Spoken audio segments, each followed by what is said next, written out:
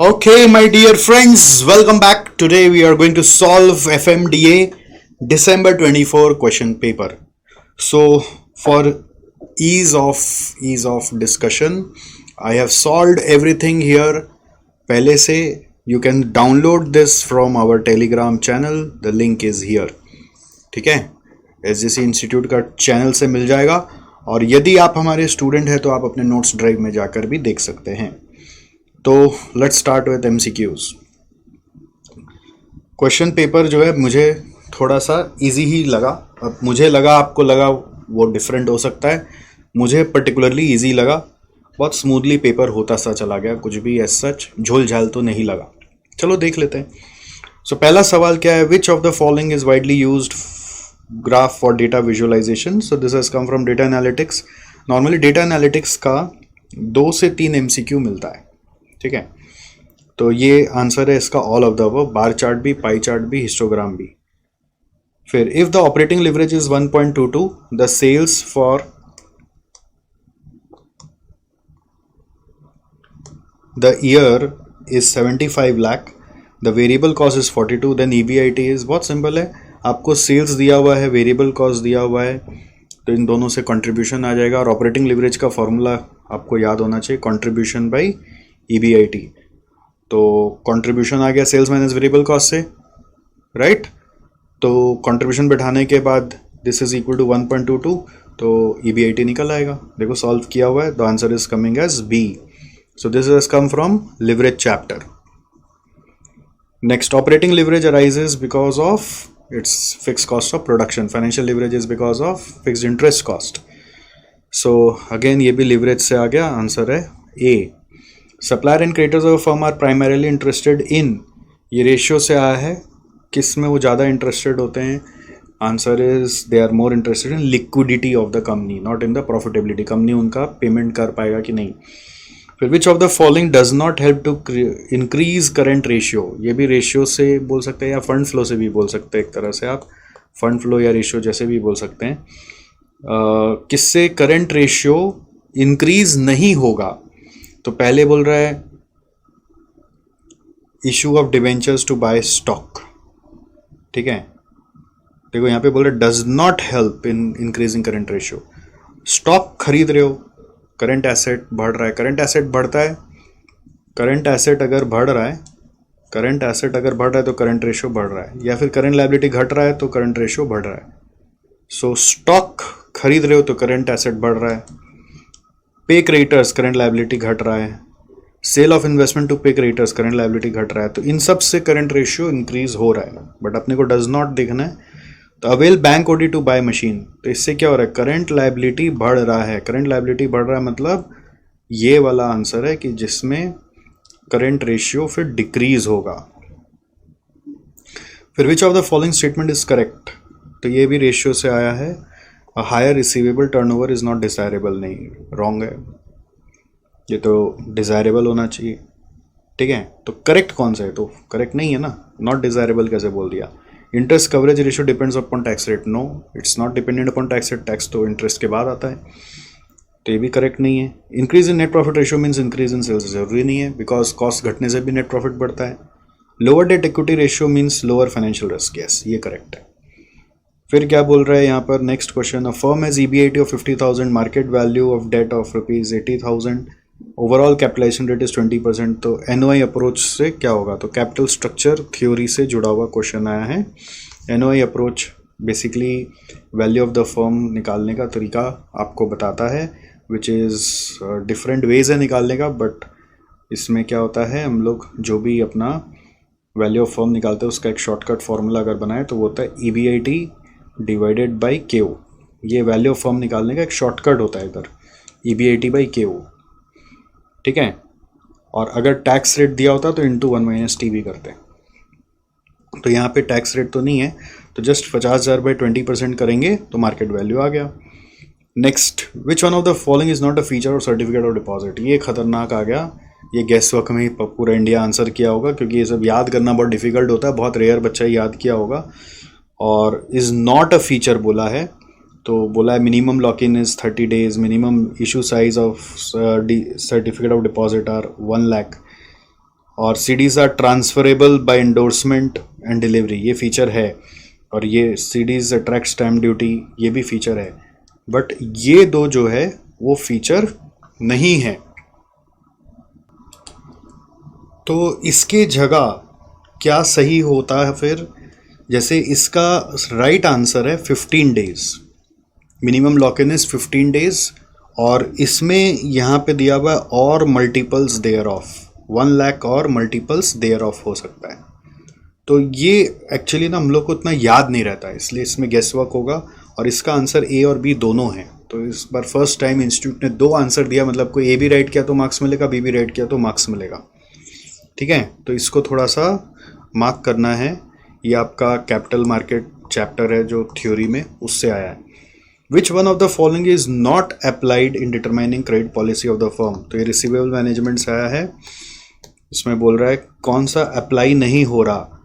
Credit period use हो रहा है, level of credit sales to optimize profit ये यूज़ हो रहा है, कलेक्शन पॉलिसी यूज़ हो रहा है, कॉस्ट ऑफ गुड्स सोल्ड का यूज़ नहीं है to determine credit policy. Cost of goods sold का यूज़ नहीं है। कोई कॉन्ट्राडिक्ट कर सकता है सर, उससे तो इंटरेस्ट कॉस्ट निकालते थे बट उससे प्रॉफिटेबिलिटी निकालते थे, है ना। बट नॉर्मली क्रेडिट पॉलिसी बनाने के लिए ये 3 ज़्यादा यूज़ होता है। 10th नंबर में क्या बोल रहा है देखो, ये आपको ईपीएस EBIT EPS एनालिसिस वाला क्वेश्चन पूछा जा रहा है। इसमें बोल रहा है कंपनी के पास 2 कैपिटल स्ट्रक्चर है। प्लान ए में 100% इक्विटी है जिसमें 10,000 शेयर्स है। प्लान बी में 50% डेट है, 50% इक्विटी है जिसमें डेट 5 लाख है, इंटरेस्ट 10% है एंड 5,000 शेयर्स है of 100 each. If EBIT is 1,50,000, tax rate is 30, what is EPS under plan B? तो आपको जो भी डेटा दिया हुआ है उसको पहले सजा लेना चाहिए कि प्लान ए में क्या है, प्लान बी में क्या है, ए का इक्विटी क्या है, डेट क्या है, नंबर ऑफ शेयर्स क्या है, बी का इक्विटी डेट और नंबर ऑफ शेयर्स क्या है। EBIT दोनों में सेम ही रहेगा। इंटरेस्ट प्लान बी में आएगा, जो डेट दिया हुआ है 5 लाख उसका 10% 50,000 इंटरेस्ट आ गया। तो इससे हम लोग EAT निकाल लिए, EBT निकाल लिए, EBT के बाद टैक्स रेट दिया हो तो EAT निकाल लिया। क्वेश्चन में पूछ रहा है EPS अंडर प्लान बी बताओ, तो आप दोनों में करते गए बट पूछा खाली बी में है तो EAT आ गया, तो उससे EPS निकालना है तो divide by number of shares करेंगे। नंबर ऑफ शेयर्स 5 है तो 70,000 बाई 5,000 करने से 14 रुपीज़ आ रहा है। हो गया। नेक्स्ट, ये आपका WACC से आ गया, कॉस्ट ऑफ कैपिटल से, जिसमें आप KE निकाल रहे हो। तो risk free rate of return दिया हुआ है, मार्केट रिटर्न दिया हुआ है, कॉस्ट ऑफ इक्विटी दिया, बीटा निकालो। तो बस इक्वेशन आपको मालूम है, RF plus RM minus RF into beta is equal to RE। तो RE का वैल्यू यानी KE का वैल्यू इज 15%। RE और KE एक ही बात है, ठीक है, दोनों में कोई फ़र्क नहीं है। तो ये KE ले लिया मैंने, KE इज इक्वल टू 15 बैठाकर बीटा का वैल्यू सॉल्व कर दिया।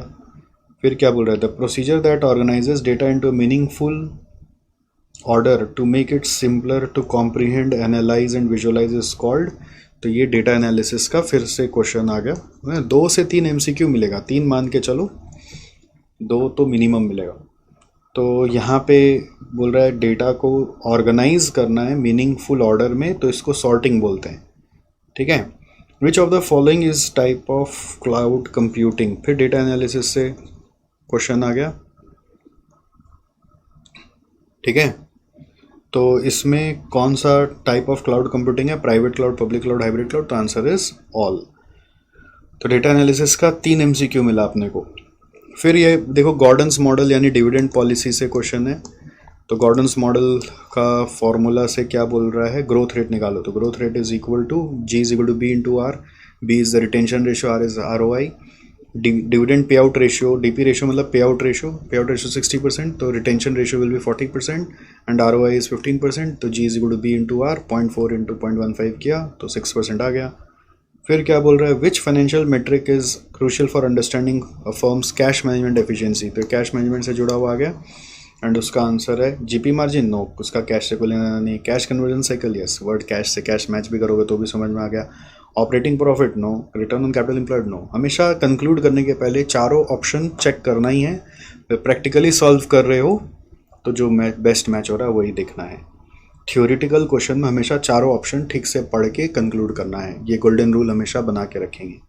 तो आप देखिए ज़्यादा टाइम नहीं लगा, वैसे तो मैं सॉल्व करके लाया था इसलिए ज़्यादा टाइम नहीं लगा, बट फिर भी कंपेरेटिवली सॉल्व किया हुआ को भी डिस्कस करने में जो टाइम लगता है उससे भी कम टाइम लगा, है ना, क्योंकि 3 क्वेश्चन तो डेटा एनालिटिक्स का रहता ही है, तो वो थ्योरी से हो जाता है आपका काम, वो उसमें तक टाइम लगता नहीं है, और भी कुछ 1-2 थ्योरी क्वेश्चन आ ही जाते हैं, तो आराम से इसका एमसीक्यू करा जा सकता है। बट प्रोवाइडेड आप डेटा एनालिटिक्स ठीक से पढ़ो, प्रोवाइडेड आप जो थ्योरी क्लास हमारे यूट्यूब में डाला हुआ है उसको भी एक बार सुने हो, एक बार सुन लोगे तो क्रिटिकल पॉइंट्स नज़र में आ जाएगा, तो कहीं ना कहीं आपके लिए ये वाला 2 मार्क या 4 मार्क ग्रैब करने लायक हो जाएगा। अच्छा, नेक्स्ट अब देखो, नेक्स्ट क्वेश्चन जो आता है ना, क्वेश्चन का पैटर्न एकदम हमेशा इसी तरह का रहता है। 2B हमेशा डेटा एनालिटिक्स का ही क्वेश्चन मिलेगा आपको, और 2A एक थ्योरी चैप्टर का क्वेश्चन मिलेगा। तो बहुत बच्चे पहले से ही प्लान बना के जाते हैं कि इसको तो हम छोड़ेंगे ही छोड़ेंगे, तो छोड़ दीजिए, कोई दिक्कत नहीं है।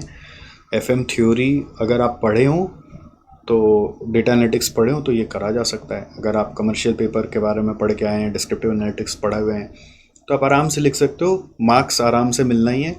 ये सब क्या होता है, हेजिंग का तरीका है। हेजिंग मतलब अपना बचाव करने का तरीका होता है। ये सब पढ़ के जाने से कोई भी क्वेश्चन टेक्निकल आ गया जो आप सोच के गए थे कि करेंगे बट वो टेक्निकल आ गया, तो आप तुरंत थ्योरी में शिफ्ट होकर अपना मार्क्स बचा सकते हैं। तो 2 नॉर्मली थ्योरी क्वेश्चन पूरा रहता है, एक 2 नंबर और एक 8 नंबर, ठीक है। 8 नंबर भी आप देखोगे ये पूरा डेटा एनालिटिक्स का ही क्वेश्चन है। और ऐसे अगर आप देखेंगे तो 7 क्वेश्चंस आते हैं, उसमें से 5 हमें करने पड़ते हैं। तो आप अगर चाहो तो 2 और 8 को ऑप्शन में निकाल के रेस्ट प्रैक्टिकल पर डिपेंड होकर जा सकते हो, प्रोवाइडेड प्रैक्टिकल में कोई भी ऐसा नहीं आया जो आपको नहीं आता हो। अगर आपको लगता है कि कहीं ना कहीं मेरा प्रैक्टिकल में कोई एक क्वेश्चन या एक चैप्टर हिला हुआ है, तो आपको अपने आप को बचाने के लिए क्या तो डेटा एनालिटिक्स पूरा पढ़ना पड़ेगा कि 8 नंबर करने लायक हो जाओ, और इंटरेस्टिंग भी है, पढ़ना भी चाहिए, है ना। या फिर आपको क्या करना पड़ेगा, या फिर आपको यहाँ पर अटेम्प्ट मारने का प्लान बनाना पड़ेगा, ठीक है। चलो अब नेक्स्ट आ जाओ। ये क्वेश्चन क्या बोल रहा है, 3A is a question from ratio analysis. तो ये अच्छा क्वेश्चन है, इजी क्वेश्चन है, बस इसमें ना अपने को एक असम्पशन लेना पड़ेगा 365 डेज इन अ ईयर। यहाँ पे हम लोग गड़बड़ कर देते हैं, कभी कभी हम लोग 360 डेज लेके करके आ जाते हैं, तो पता चलता है इंस्टीट्यूट मार्क्स काट लिया। तो ये कुछ नहीं करा जा सकता, इसका कोई उपाय नहीं। अगर मार्क्स काट लिया तो काट लिया, कोई उपाय नहीं है। तो एग्ज़ाम में क्या करना चाहिए, कोई उपाय नहीं है इसका। 360 लेना है कि 365 लेना है, ये एक रिस्क है, ठीक है। तो कुछ भी करके आओ, 365 डेज ही लेके आओ, ज़्यादा बेटर है मेरे हिसाब से। इसमें थोड़ा रिस्क कम है। 360 जब क्वेश्चन बोले तभी लो, नहीं तो 365 ही लेके आओ, ये ज़्यादा प्रेफर्ड अजम्पशन है, ठीक है। तो इसमें क्या है, क्वेश्चन में बहुत सारा वैल्यूज़ दिया हुआ है, कब को कुछ रेशियोज़ दे रहा है। तो क्वेश्चन पढ़ने का तरीका क्या है, वर्किंग नोट बना के बैलेंस शीट ओपन करो, पीएल ओपन करो, और जो जो वैल्यूज़ दिया हुआ है वो उसमें डालते चलो। जैसे अकाउंट्स पेबल दिया हुआ है तो मैंने बैलेंस शीट के इधर डाल दिया, अकाउंट रिसीवेबल दिया हुआ है तो इधर रिसीवेबल डाल दिया, फिर एवरेज इन्वेंट्री दिया हुआ तो इन्वेंट्री डाल दिया, फिर बिल्डिंग क्वेश्चन मार्क है तो मैंने बिल्डिंग का नाम लिख के क्वेश्चन मार्क रख दिया, कैश दिया हुआ है कैश डाल दिया, कॉस्ट ऑफ गुड्स सोल्ड दिया हुआ तो पीएल खोल के लिख दिया, ईबीआईटी दिया हुआ है तो सेल्स माइनस यूजीएस से जीपी आता है, जीपी से हम लोग अगर मान लो फिक्स कॉस्ट माइनस करेंगे, ठीक है, या आप ऐसे भी बोल सकते हो कि फिक्स कॉस्ट माइनस करेंगे तो हमारा ईबीआईटी आ जाएगा। ऐसा सोच लो, जीपी नहीं चाहिए तो फिक्स कॉस्ट माइनस करने से ईबीआईटी आ जाएगा। तो ईबीआईटी दिया हुआ 180, तो उस ईबीआईटी को मैं सीडीबीडी भी कर सकता हूँ, पीएल फॉर्मेट में अगर लिख रहा हूँ तो इसको कैरिड डाउन और ब्रॉड फॉरवर्ड कर दिया। सीडीबीडी आप समझते हैं ना, जैसे अकाउंट्स में करते हैं वैसे कर दिया। फिर लॉन्ग टर्म बॉन्ड्स यहाँ पे लिख लिया, 10% रेट के साथ है तो यहाँ पे लिखा, price per share 72, price earning ratio 18, ठीक है, price per share 72, price earning ratio is 18। तो इन दोनों से आप क्या निकाल सकते हो, पी रेशियो और प्राइस पर शेयर दिया हुआ है अगर, तो P ratio is basically price by earnings, MPS by EPS is equal to 18। Price per share मालूम है तो ईपीएस आ जाएगा, ठीक है। तो आप वर्किंग नोट करते चल सकते हैं। वर्किंग नोट 1 बैलेंस शीट बनाया, पीएल बनाया, वर्किंग नोट 2 में इन दोनों से कुछ स्टडी करके ईपीएस निकाल सकते हैं, ईपीएस निकाल लिया। Share holders equity question mark है तो हमने भी इक्विटी क्वेश्चन मार्क छोड़ दिया। टोटल एसेट्स 1000 है तो टोटल लायबिलिटी और एसेट 1000 डाल दिया। टोटल सेल्स 1250 है तो सेल्स डाल दिया। कैश सेल्स 100 है तो कैश सेल्स का हम लोग को कुछ नहीं लिखना है। You required to calculate the following. पहला बोल रहे days sales outstanding, interest coverage ratio, debt ratio, inventory turnover ratio, earning per share. अब डेज सेल्स आउटस्टैंडिंग क्या होता है, डीएसओ बोलते हैं इसको। ये बेसिकली निकाला जाता है इस फॉर्मूला से। ये आपको रेशियो में पढ़ाया जाता है या फिर रिसीवेबल मैनेजमेंट में पढ़ाया जाता है। ये होता है average receivables by credit sales per day. तो एवरेज रिसीवेबल्स हम लोग को मालूम है ऊपर में 50.48 का। क्रेडिट सेल्स पर डे के लिए total sales minus cash sales करोगे तो क्रेडिट सेल्स आ जाएगा। उसको पर डे लेने के लिए डिवाइड बाय 365 करना पड़ेगा। तो 1150 को 365 से डिवाइड किया और 50.48 divide by credit sale per day लिया तो डे सेल्स आउटस्टैंडिंग आ रहा है 16 डेज। मतलब you can say the total outstanding which is represented by account receivable is equal to 16 days of sales. Next interest coverage ratio पूछ रहा है तो it's EBIT by interest. तो ईबीआईटी मालूम है 180 और इंटरेस्ट कितना है वो लॉन्ग टर्म लोन से दिख रहा है 250 का 10%, तो 25 वो मैंने आरपीएल में भी लिख लिया तो 180 बाई 25 के आंसर आ गया। Debt ratio, debt divided by total assets होता है। बहुत बार लोग सोचते हैं debt divided by debt plus equity होता है, ऐसा नहीं। डेट रेशियो मतलब होता है डेट बाय टोटल एसेट्स से ज़्यादा प्रेफर्ड रेशियो है, ठीक है। तो इस सब में ना थोड़ा मिस्टेक हो जाता है, हम लोग debt by debt plus equity कर देते हैं नंबर कट जाएगा। तो आपको करना क्या है, debt by total assets. Inventory turnover ratio पूछा है, it is equal to COGS by average inventory. COGS हम लोग मालूम है 800 डिवाइड बाय एवरेज इन्वेंट्री हम लोग को मालूम है 300, तो 800 बाय 300। फिर अर्निंग पर शेयर वो ऑलरेडी वर्किंग नोट में निकाल लिए थे, आ गया। नेक्स्ट बी नंबर अब जेड स्कोर का है ना।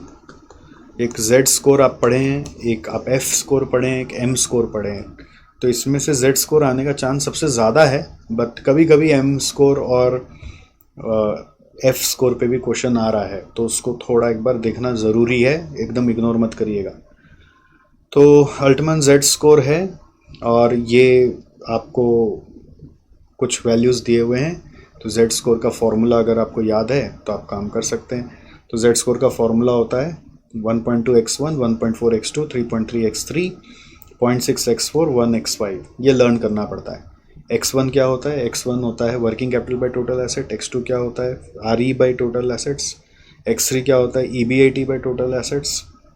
x4 क्या होता है market value of equity by total liabilities. x5 होता है सेल्स बाय टोटल एसेट्स। तो ये लर्न करने का चीज़ है, इसको आपको दोहरा दोहरा के लर्न करना है। सारे वैल्यूज़ यहाँ पे दिए हुए हैं, बस पुट करना है। x1, x2, x3, x4, x5 का वैल्यूज़ आया, उन वैल्यूज़ को जेड स्कोर के इक्वेशन में बैठाना है। अगर जेड का वैल्यू 2.99 से ज़्यादा है तो हम लोग बोलते हैं नॉन डिस्ट्रेस्ड। ये कमेंट आपको लिख के आना है, ठीक है। अगर 2.99 से कम होता तो हम बोलते डिस्ट्रेस्ड है, राइट। तो ये आपको लर्न कराया हुआ है, ये आपको बताया हुआ है। इसको याद करने का कोई टोटका खोजना पड़ेगा। मैंने बोला था कुछ आप कोड बनाओ 12, 14, 33, 06, 10 या 061.0 है तो 10 ऐसे करके 1, 2, 3, 4, 5। तो ये फ़ोन नंबर की तरह याद करनी पड़ेगी 12, 14, 33, 06 और 10। इसको लेके कोई स्टोरी बना सकते हैं, ठीक है। 12 बजे 14 नंबर फ्लैट में 3-3 का 2 लोग आया। 3-3 के ग्रुप में 2 जन आए, 2 ग्रुप आया। 12 बजे 14 नंबर फ्लैट में 3-3 के ग्रुप में 2 लोग आए जिन्होंने कहा हम 6:10 पे यहाँ से जाएंगे।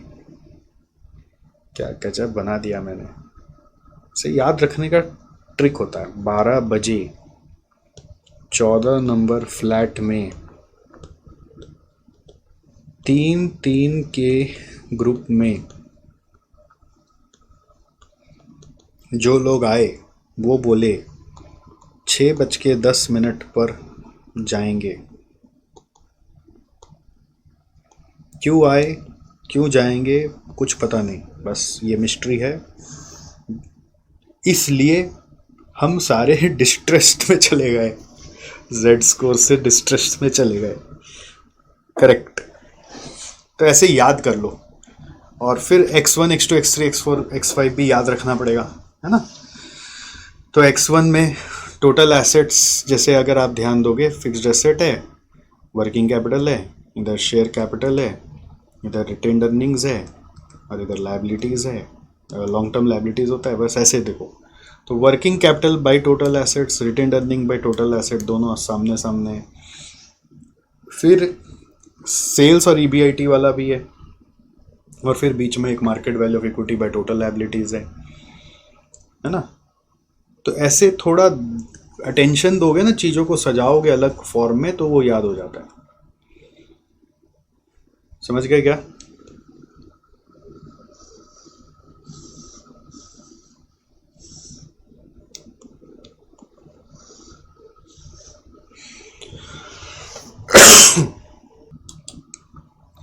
नेक्स्ट आ जाओ कॉमन साइज इनकम स्टेटमेंट वाला क्वेश्चन में, है ना। तो इससे एक आता ही है, एक बार कॉमन साइज, एक बार कंपैरेटिव। जैसे इस बार कॉमन साइज आया तो अगला बार कंपैरेटिव, ऐसा ही ऑल्टरनेट चलते रहता है। तो कॉमन साइज में क्या होता है कि हम एक ही पीएल में सेल्स को 100% बना के करते हैं, बट जब ग्रॉस माइनस सेल्स करके नेट सेल्स दिया हुआ है तो नेट को 100 बनाना चाहिए, ग्रॉस को नहीं। तो यहाँ पे अगर आप एरर करोगे तो पूरा 0 मिल जाएगा। तो इसको 100 बनाया तो ग्रॉस सेल्स 103 हो जाएगा, sales return according to this 3% हो जाएगा, ठीक है। और बाकी सबको सेल्स का रेशियो बनाना है, और ऐसा दोनों ईयर में करना है। और उसके बाद नॉर्मली इंटरप्रेट जो करने बोलता है, यहाँ नंबर कट सकता है, इसमें थोड़ा ध्यान देना होता है क्या इंटरप्रेट करेंगे। तो इसमें जो इंस्टीट्यूट के क्वेश्चंस आप उसको देखोगे तो आपको समझ में आएगा कि कैसे कैसे इंटरप्रेट हो रहा है। बट यहाँ पे अपने कैसे इंटरप्रेट करेंगे कि जैसे अगर आप देखें COGS यहाँ पे 5% घट गया है, और उसका भी रीज़न बताना है कि क्या हुआ होगा। शायद cost of raw material decrease हुआ होगा इसलिए घट गया, या वर्कर का एफिशिएंसी बढ़ गया होगा इसलिए गिर गया। वो एक एग्जाम्पल दिया हुआ है, may be this could be the reason, जो क्वेश्चन में नहीं लिखा हुआ है, बट इंस्टीट्यूट के आंसर्स में ऐसा कमेंट लिखा हुआ तो हमको भी वही लिखना है। सेकेंड, जीपी यहाँ पे इसलिए 5% बढ़ गया, because cost of goods sold घट गया तो जीपी बढ़ गया।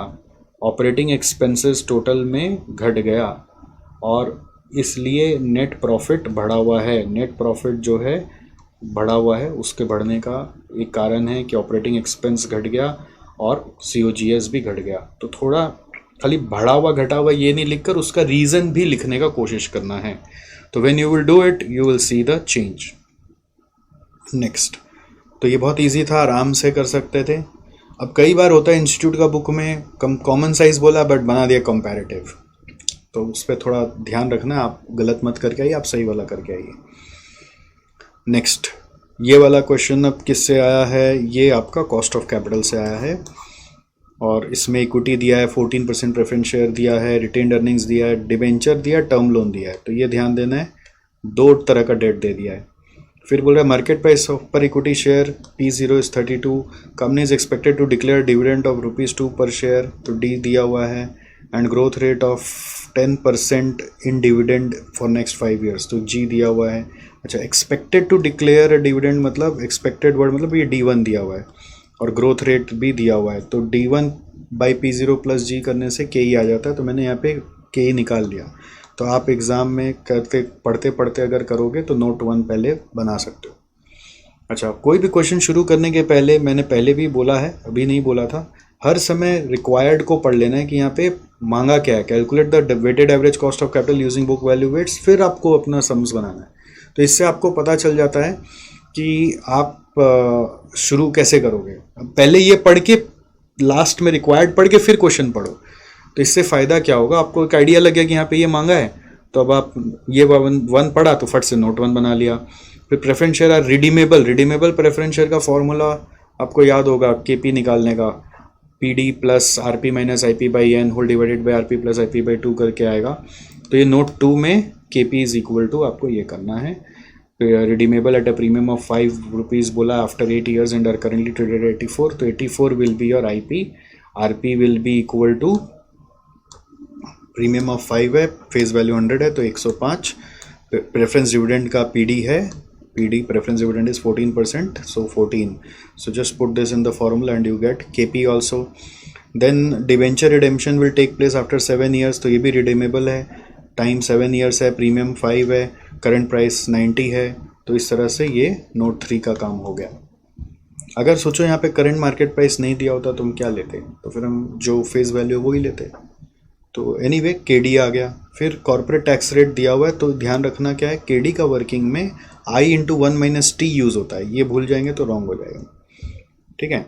और फिर नोट नंबर 4 एक K ऑफ टर्म लोन निकालना पड़ेगा, वो होगा सिंपल I इंटू 1 - T, तो एक मैंने टर्म लोन का भी नोट 4 बना लिया। और फिर क्वेश्चन बोल रहा है KO निकालो, तो KO कैसे करना है, बुक वैल्यू एज वेट है, तो बुक वैल्यू सारा यहाँ पे दिया हुआ ही है, आप K सबका यहाँ पे कॉपी कर लोगे कि यहाँ पे 16.25 है, ये 17.59 है।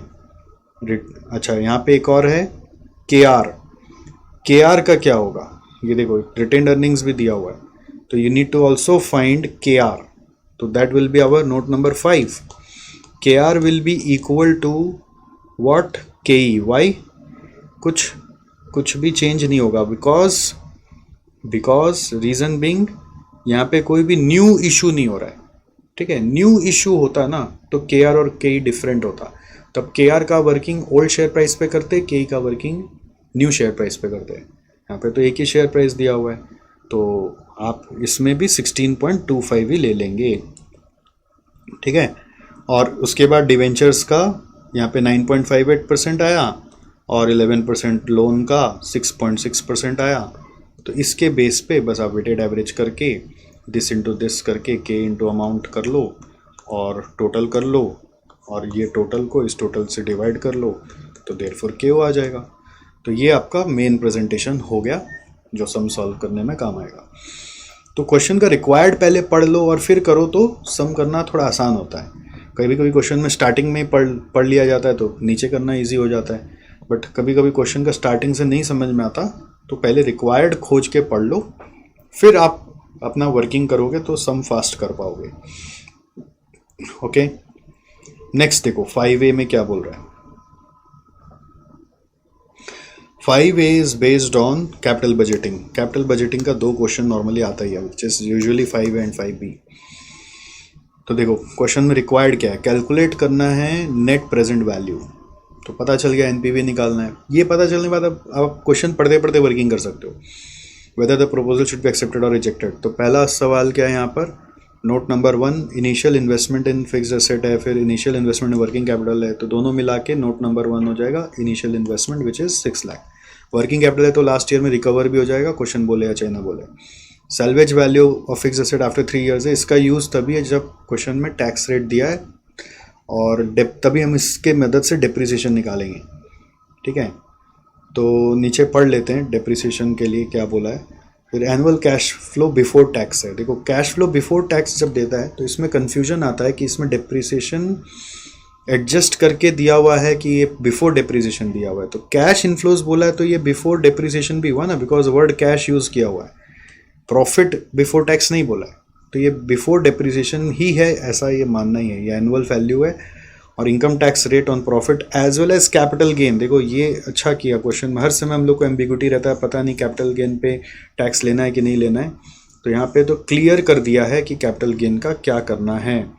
तो we will just follow this. Cost of capital is 18%, depreciation के लिए बोल दिया WDV से जाना है, और प्रेजेंट वैल्यू भी दे दिया। जब प्रेजेंट वैल्यू फैक्टर्स दे दे तो कैलकुलेटर में अपना वैल्यू लोगे तो नंबर कट जाएगा, जो वैल्यू दिया उसी से सम करना है, एग्जैक्ट आंसर मैच होगा तब पूरा मार्क्स मिलेगा। तो हम लोग का फ्लो क्या कहता है, सबसे पहले इनिशियल इन्वेस्टमेंट, नोट नंबर 2 हम लोग डेप्रिसिएशन का वर्किंग करते हैं। नोट 2 हमारा हमेशा क्या रहता है, डेप्रिसिएशन निकाल लो। तो आपका एसेट का कॉस्ट है 5 लाख, उसका डेप्रिसिएशन 40% है, तो पहला साल डेप्रिसिएशन हो जाएगा 2 लाख, दूसरा साल डेप्रिसिएशन हो जाएगा उस पर 40% माइनस कर देंगे तो 1,20,000, फिर इस पे 40% माइनस कर देंगे तो 72,000। ये आपका डेप्रिसिएशन आ गया 3 साल का। और जब WDV होता है तो तीनों साल का डिप्रिसिएशन अलग अलग आएगा, तो फिर कॉलम भी अलग अलग बना के करने पड़ेंगे ईयर 1 2 3 के। तो थर्ड वर्किंग क्या होता है हम लोग का फ्लो में, याद है? सी फैट मतलब कैश फ्लो आफ्टर टैक्स। तो उसके लिए 3 कॉलम बनाए, ईयर 1 2 3, उसका जो कैश फ्लो बिफोर टैक्स है वो लिखा, लेस करा डिप्रिसिएशन जो नोट नंबर 2 से आया। फिर आपने क्या किया, PBT लिखा, PBT से टैक्स माइनस किया, टैक्स से 30% दिया हुआ है तो पैट आ गया, पैट में डिप्रिसिएशन ऐड बैक किया। फिर लास्ट ईयर में सेल्वेज वैल्यू 2 लाख जो दिया हुआ है उसको ऐड करेंगे, बट सेल्वेज वैल्यू के साथ अपना कैपिटल गेन टैक्स भी लेना है। और कैपिटल गेन टैक्स अगर ये नहीं लिखा होता तो क्या करते, तो भी ले लेते हैं हम लोग। एक यूनिवर्सल रूल बना सकते हैं कि कैपिटल गेन टैक्स ले लें। जनरली जो बड़ा बड़ा रिप्लेसमेंट और NPV का सम होता है उसी में लेना है। ज़्यादातर जो कैपिटल गेन टैक्स है वो WDV मेथड के सम्स में ही आता है। SLM का मेथड्स में ऐसा इशू नहीं आता, स्ट्रेट लाइन में ऐसा इशू नहीं आता। तो WDV का सम देखो तो कैपिटल गेन टैक्स आप अज्यूम करके हर सम में ले सकते हो, ठीक है। क्लास में मैंने जैसे भी बताया हो, देखो एग्जाम के हिसाब से आपको ये पैटर्न फॉलो करना चाहिए। अभी ज़्यादातर ऐसा ही सम्स आता हुआ दिख रहा है। तो सैल्वेज वैल्यू 2 लाख है तो उसका पहले WDV देखना पड़ेगा। अगर तीनों डिप्रिसिएशन माइनस करेंगे तो बुक वैल्यू आ रहा है 1.68 या 1.08। 2 + 1.2 + 0.72 करोगे ना, माइनस करोगे 5 लाख से तो कितना आएगा, 5 lakh minus 5 lakh minus 2 lakh minus 1,20,000 minus 72 कर रहे हैं तो ये आ रहा है 108। तो 108 करके आया बुक वैल्यू, ठीक है, 108 करके आया book value. Book value minus करके आएगा 2 लाख माइनस 108 करके 92,000 कैपिटल गेन, और उसके ऊपर 30% टैक्स देंगे। 92,000 to 0.3 करेंगे तो 27,600 आ रहा है। तो ये टैक्स हम लोग को देना पड़ेगा, गेन हुआ है तो 2 लाख में से मैं कैपिटल गेन टैक्स माइनस कर लिया। या फिर आप ये सोच सकते हो कि 2 लाख में से ये टैक्स कटेगा तो नेट सेल्वेज वैल्यू आएगा। तो एनीवे एक ही बात है। और लास्ट ईयर में वर्किंग कैपिटल रिकवर हो जाएगा, जो क्वेश्चन में बोला नहीं, हिडन था, आपको अपने से सोचना है। तो सी फैट आ गया। फिर डिस्काउंटिंग फैक्टर दिया हुआ है तो उससे प्रेजेंट वैल्यू निकाल लिया, प्रेजेंट वैल्यू टोटल किया तो टोटल प्रेजेंट वैल्यू में से इनिशियल इन्वेस्टमेंट माइनस करा तो NPV आ गया। अब देखो मेरा ये पॉइंट आंसर आ रहा है, अगर आप इसको पूरा प्रॉपरली मतलब है ना लैक्स में नहीं करके पूरा फिगर्स लेके करो तो थोड़ा और अलग आंसर मिल सकता है। तो एग्ज़ाम में प्रेफर्ड है कि पूरा फिगर लेके करो। जब क्वेश्चन लैक्स में चल रहा तब लैक्स में जाओ, जब क्वेश्चन नंबर्स में चल रहा है तो पूरा नंबर्स लेके करो, डेसिमल को बस इग्नोर कर दो। तो एग्ज़ाम में इस तरह से नहीं करना है। अभी यहाँ पे मैंने लैक्स में कर दिया, बट एग्ज़ाम में आप पूरा फिगर्स लेके करें। तो एक बार अपने से भी इसको समझ लिया अगर, तो खुद से बिना देखे प्रैक्टिस करें। बेसिक क्वेश्चन आया, कोई बहुत हार्ड भी नहीं आया।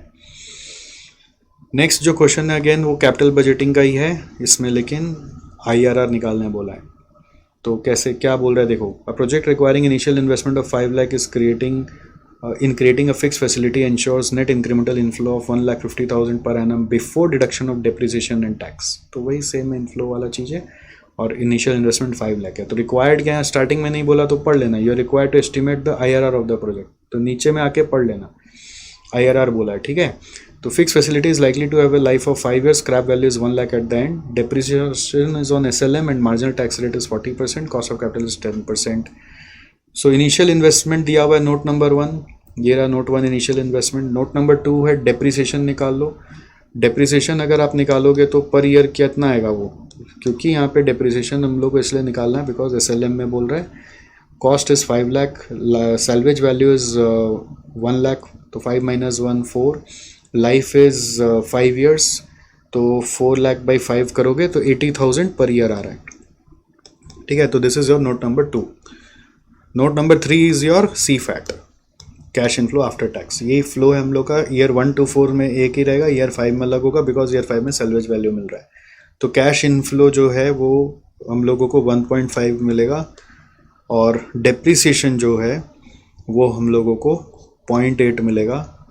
सो इसको माइनस करके आएगा 0.7 PBT लेस टैक्स, फिर एड बैक डेप्रिसिएशन, तो CFAT आ गया। और लास्ट ईयर में जो CFAT है उसमें सैल्वेज वैल्यू भी जोड़ना पड़ेगा, सैल्वेज वैल्यू का 1 लाख। सो ये 2.22 आ गया।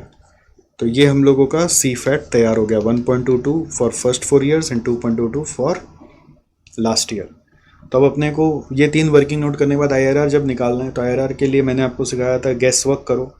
गेस वर्क में एक मैंने रिटर्न पर एनम निकाला। रिटर्न पर एनम मतलब ये सारा कैश फ्लो को जोड़ लिया जाए ऑल 5 ईयर्स में, यानी कि 1.22 इंटू 4 प्लस लास्ट ईयर 2.22, तो total cash inflow minus initial investment का 5 लाख किया, तो हमारा आया extra inflow that has come over the 5 years, तो डिवाइड बाय 5 ईयर किया तो 4.42 पर ईयर आया। इसको परसेंट में कन्वर्ट किया बाय ऑन इनिशियल इन्वेस्टमेंट, तो 0.42 डिवाइडेड बाय इनिशियल इन्वेस्टमेंट 5 करने से 8.4% पर एनम आया।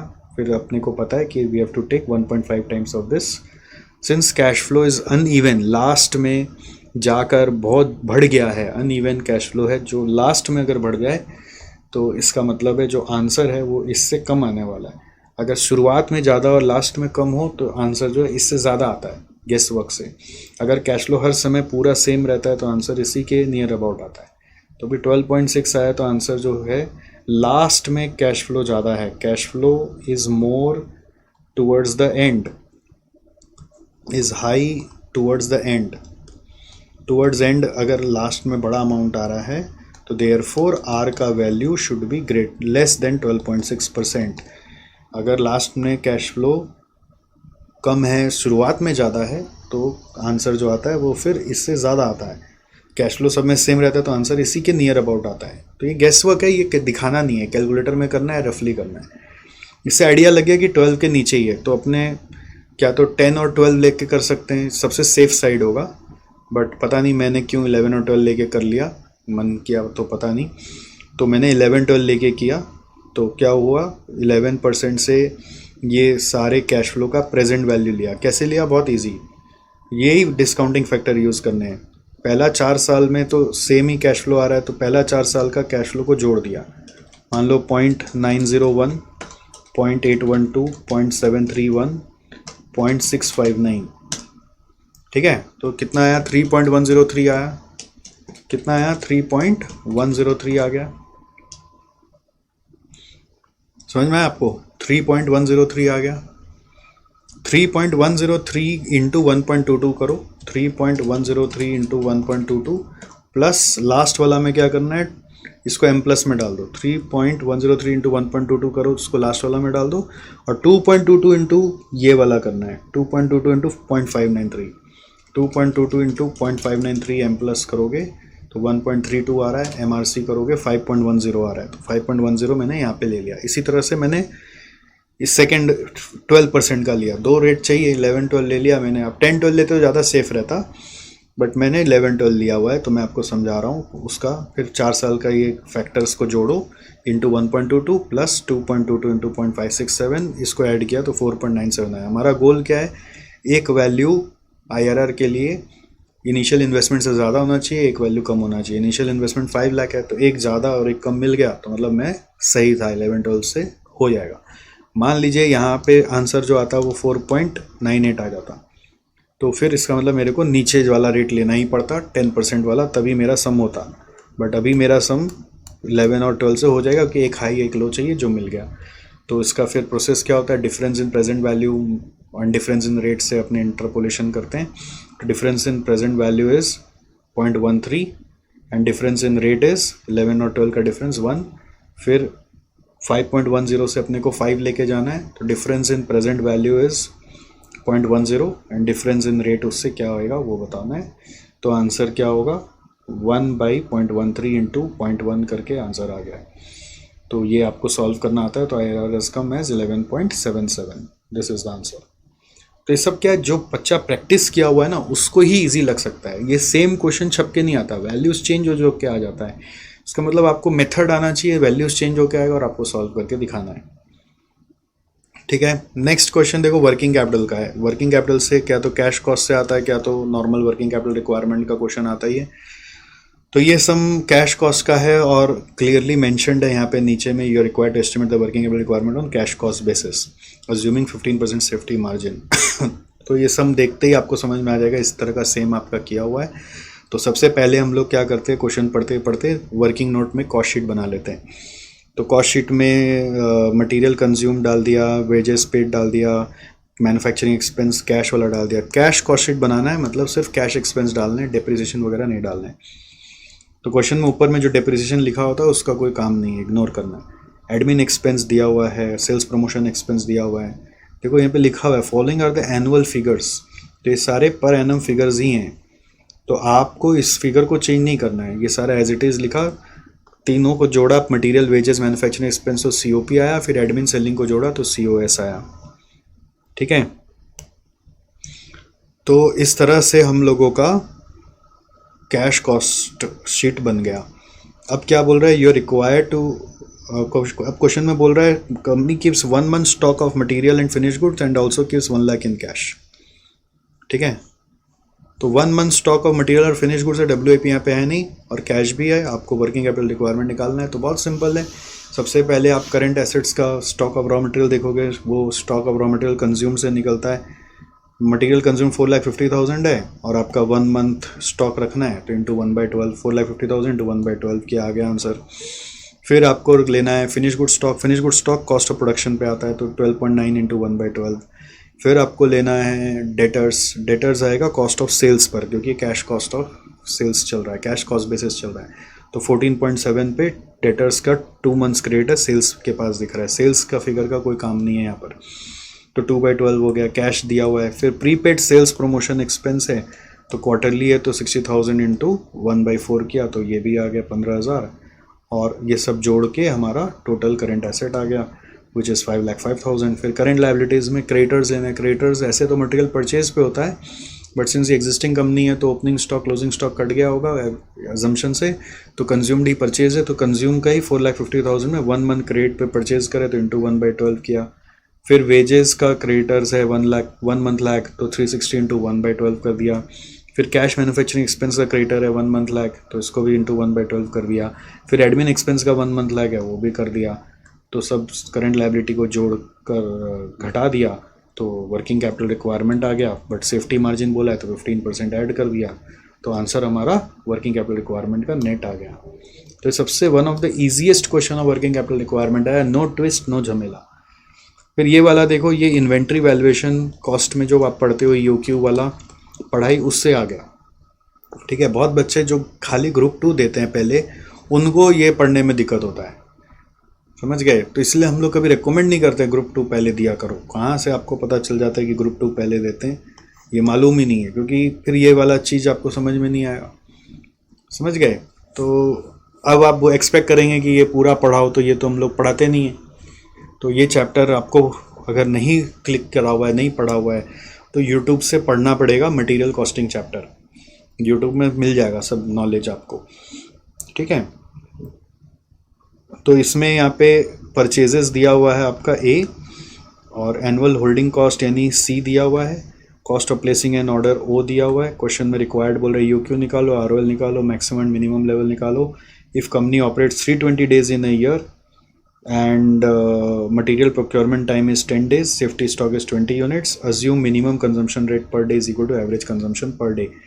तो पहले EOQ निकालना है, EOQ का फॉर्मूला √2AO/C, तो A का फॉर्मूला, A का वैल्यू है 1600 which is annual consumption, O is ordering cost which is 100, C is here 8 rupees, so just put the things in the formula and get the answer 200। then reorder level का formula क्या होगा, reorder level is safety stock plus average lead time into average consumption. So safety stock question में दिया हुआ है, average lead time भी 10 days दिया हुआ है। एवरेज कंजम्पशन कैसे निकलता है, ये निकलता है एनुअल कंजम्पशन डिवाइडेड बाय जितना डेज अपना यहाँ पे है, क्वेश्चन में 320 days दिया हुआ है, तो ये मैंने यहाँ पे सॉल्व कर लिया। Safety stock 20 plus lead time is 10 plus 10 lead time into annual 1600 था डिवाइडेड बाय 320 लेना है। अगर 320 नहीं दिया हुआ होता है यहाँ पे, तो 365 लेके करते हैं। ठीक है, तो based on that we will get the answer of reorder level, and then we have to also find maximum level and minimum level. Maximum level का फॉर्मूला क्या होता है, मैक्सिमम लेवल का फॉर्मूला होता है ROL minus minimum lead time into minimum rate of consumption, minimum rate of consumption plus EOQ। तो ये formula अगर याद रहेगा तभी आप कर पाओगे, और ये फॉर्मूला मैंने FM में नहीं पढ़ा है, ये मैंने कॉस्ट में पढ़ा है। अब आप कॉस्ट पढ़े बिना FM पढ़ोगे तो प्रॉब्लम होगी। तो ये सब आपको ऑप्शन में निकालना पड़ेगा फिर, और क्या उपाय है, या फिर ये अटैम्प्ट नहीं हो पाएगा अगर नहीं पढ़ा हुआ है तो इसके चक्कर में 10 क्लास आपको करने पड़ेंगे ये सब पूरा अच्छे से सीखने के लिए। अगर आप कॉस्ट 1 में जाके पढ़ते हो तो मटेरियल कॉस्टिंग चैप्टर का 10 क्लास है पूरा डिटेल में, जो कुछ भी यहाँ पे पूछा जा सकता है। इससे बढ़िया अदरवाइज इसका बैकअप है यूट्यूब में, मटेरियल कॉस्टिंग का जो रिवीजन क्लास है वो देख लो, तो उससे आपको एक बार नॉलेज हो जाएगा। ठीक है, और अब आ जाओ मैक्सिमम लेवल में। ROL तो ऊपर में आ गया था 70, और मिनिमम लीड टाइम क्वेश्चन में जो है वो बोला नहीं है कुछ, तो अपने मिनिमम लीड टाइम क्या लेंगे, what will be the minimum lead time. Minimum lead time क्या लेंगे, कुछ नहीं बोला, तो वही लेंगे जो दिया हुआ 10 ही लेंगे। और मिनिमम रेट ऑफ कंजम्पशन चाहिए, वो बोल दिया एवरेज वाला ही लेना है, तो एवरेज वाला जो आया था 1600/320 करके 5, तो वो 5 ही लेंगे, प्लस EOQ वो ऊपर में जो आया था 200 वो बैठाएंगे, तो मैक्सिमम लेवल आ गया विच इज़ 220। ठीक है, फिर मिनिमम लेवल बोला है। मिनिमम लेवल का फॉर्मूला होता है in case of safety stock concept, it is equal to safety stock. तो सेफ्टी स्टॉक दिया हुआ है 20, तो आंसर इज 20 यूनिट्स, तो उसके लिए और कुछ करना ही नहीं है। ठीक है, तो this is how we should do it. Okay, now next 7A में आ जाओ। ये डिविडेंड पॉलिसी से आया हुआ है। डिविडेंड पॉलिसी से सब क्वेश्चन है ना, फिक्स्ड है चैप्टर वाइज। आप हर बार देखोगे कि एक क्वेश्चन डिविडेंड पॉलिसी का, 2 क्वेश्चन कैपिटल बजटिंग का, 1 क्वेश्चन वर्किंग कैपिटल रिक्वायरमेंट का, और यहाँ पे रिसीवेबल मैनेजमेंट या इन्वेंट्री वैल्यूएशन या कैश मैनेजमेंट से क्वेश्चन आता है B नंबर में। तो फिक्स्ड है सब, आप ठीक से प्लान करोगे ना, पेपर सॉल्व करोगे पूरा ना जितना टर्म का, तो आपको एकदम क्लियर पकड़ में आ जाएगा पेपर है क्या। तो यहाँ पर MM थ्योरी से दिया हुआ है, कैसे पता चलता है ये डिविडेंड डिक्लेयर्ड नॉट डिक्लेयर्ड, देखते ही समझ में आ जाता है।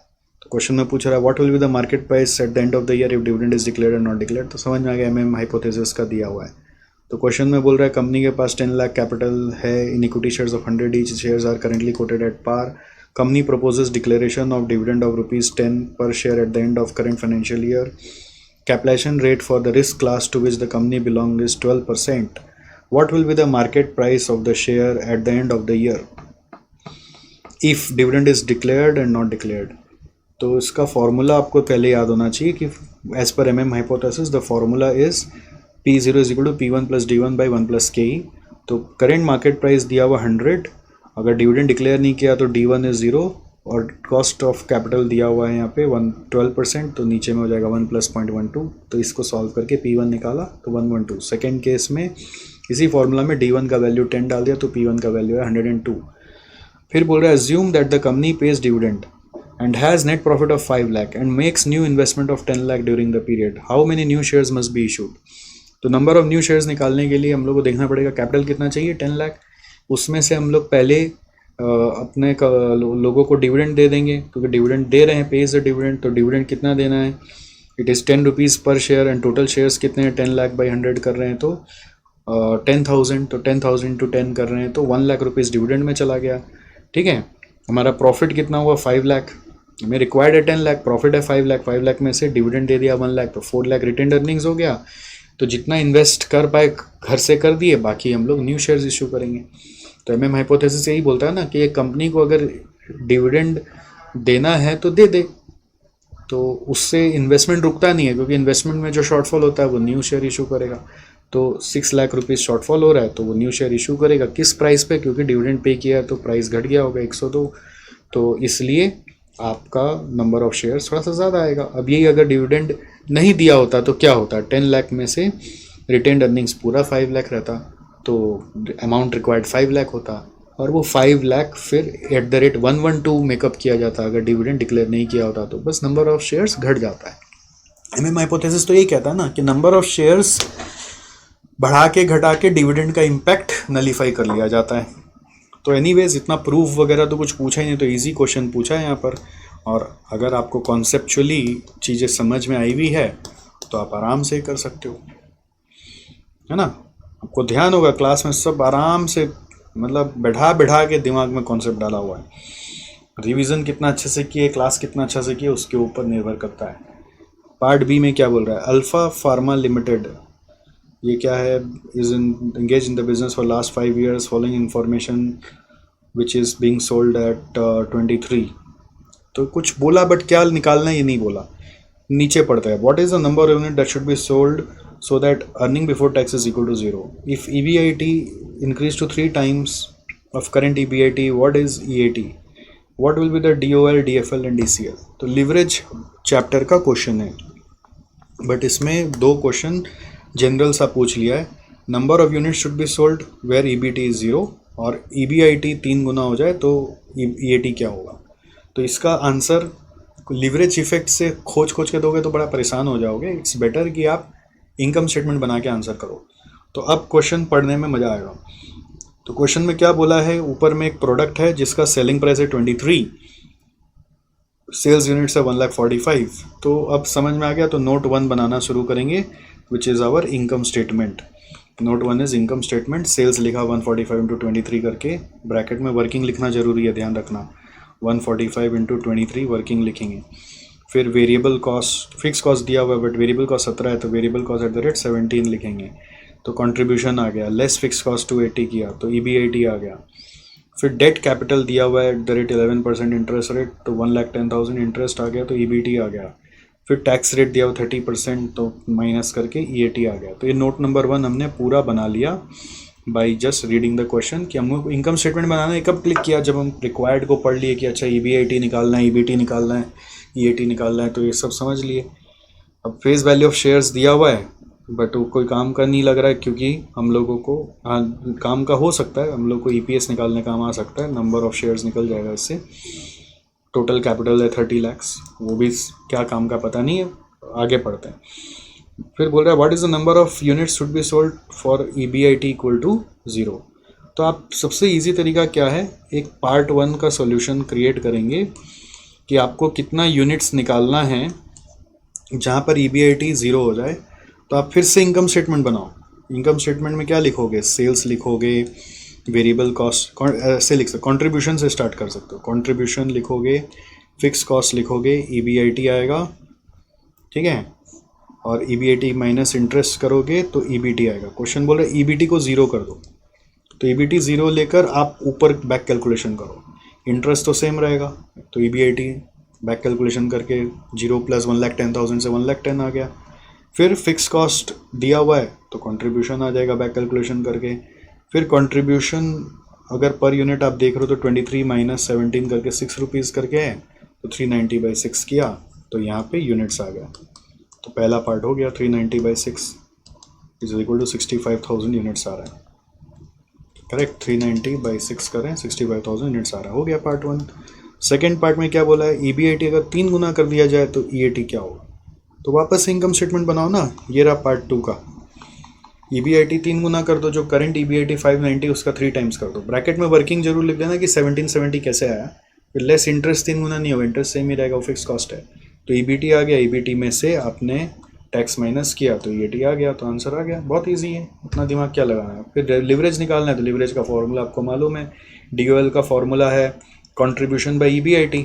तो ये सब जो नोट 1 है उससे होगा, ठीक है। Contribution 870 by EBIT 590, answer is 1.47। DFL कैसे आता है, EBIT बाई EBT, तो EBIT बाई EBT करोगे 590/480, आंसर आ रहा है 1.23। कंबाइंड लिवरेज कैसे आता है, contribution by EBT, contribution by EBT, contribution है 870 डिवाइडेड बाई 480, ठीक है। या आप दोनों को मल्टीप्लाई कर सकते हो, 1.47 इंटू 1.23, तो ये आ रहा है 1.81। कंट्रीब्यूशन बाई EBT करना है, ठीक है, EAT नहीं करना है, कंट्रीब्यूशन बाई EBT। दोनों को मल्टीप्लाई करोगे तो EBIT कट जाएगा तो कंट्रीब्यूशन बाई EBT बचेगा। या दोनों को मल्टीप्लाई करके भी DCL निकाला जा सकता है, और कुछ इंटरप्रेट करना ही नहीं है, इतना इजी क्वेश्चन है, देख लो, ठीक है। मतलब मैं सब ओवरलैपिंग वे में ही कर रहा हूँ जिससे कि ना सामने सामने हम लोग को दिखे। मेरा इंटेंशन रहता है कि आपको जो वर्किंग है ना वो सामने सामने क्वेश्चन के दिख जाए। क्या है वो ऊपर क्वेश्चन नीचे आंसर से ना रिवीजन करने में थोड़ा दिक्कत होता है।